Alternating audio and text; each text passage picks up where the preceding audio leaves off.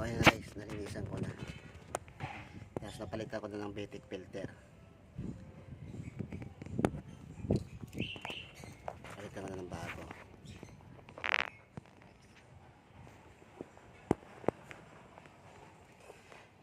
May brake cleaner tad. May brake cleaner ako dyan natira.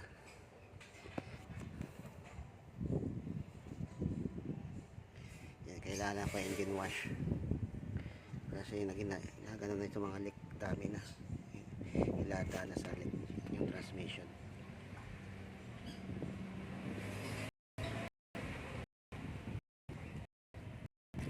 Isang susi guys, so low-bat lang yung battery. I-road test ko to guys kasi may reklamo yung customer na kalampag. Check ko yung shock absorber, tie rod, stabilizer link.